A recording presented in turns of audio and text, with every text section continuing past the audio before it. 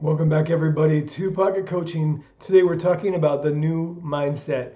And what I wanted to stress to you today is the question of how do we find this mind of Christ?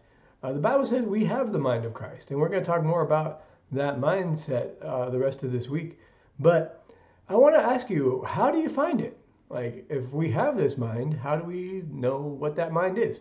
And there's two simple ways that will keep you connected to the mind of Christ.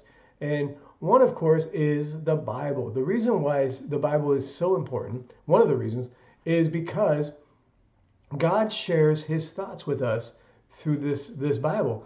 And so the best way to stay in a place of revelation, a place of where God is connecting with you and speaking to you heart to heart, is by keeping your mind on the things of the Spirit.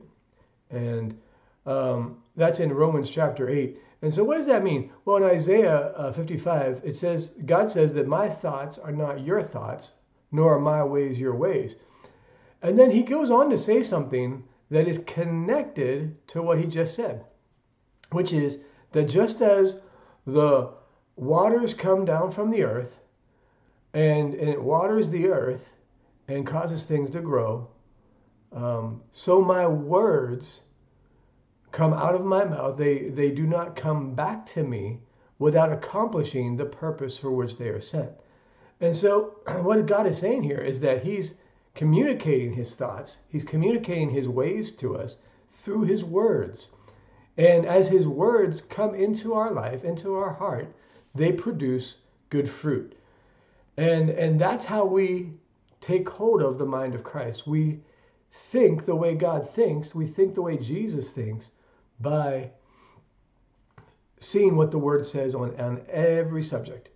If we don't know what God says about it, we should just be silent. We should just be like, you know what? I really don't know. But if we see what God says about it, we should be ambassadors of his kingdom. And ambassadors of a kingdom, they only communicate the perspective and the viewpoint of the king. They don't give their own opinion. They don't give somebody else's opinion. They just say, this is what my king says. This is what my government says about this position, right? And about this situation. They don't give their own perspective, ever. And that's why God in the Bible calls us ambassadors. We are ambassadors of his kingdom, and we need to be communicating his mind to people who don't know what he thinks. They don't know his ways. They don't know what his word says. And that's why it's so important to stay connected to the word. Otherwise, you'll get, I've met some people from time to time, just met one yesterday, that you'll come across some strange perspectives that you're like, where did you get that? Is that in the Bible? Because even Satan will try to even take what's in the Bible and kind of twist it and make it something that's really not true. So it's so critical that we know what's in the Word, because first and foremost, we're going to know what God thinks about it, know what God's way is on it, and be able to follow that way that is Jesus, right? Have his thoughts, and have that mind of Christ that he wants us to stay connected to. But also, it guards us from the deception of the enemy, because as people who investigate counterfeiters, people who make counterfeit money will tell you, they don't study counterfeit money. They don't look at all the different counterfeit money out there and say, oh, okay, this is what it all looks like. No, they look at the original, genuine bills, the actual money, the actual paper money, and they study that paper money so thoroughly that they immediately recognize if there's any variation, if there's any difference at all. They'll say, this is not real. And that's how we need to be.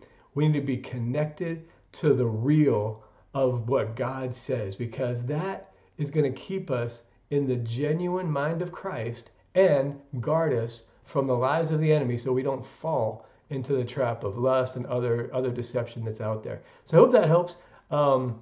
And I trust I'll see you next time. Be blessed. Bye-bye.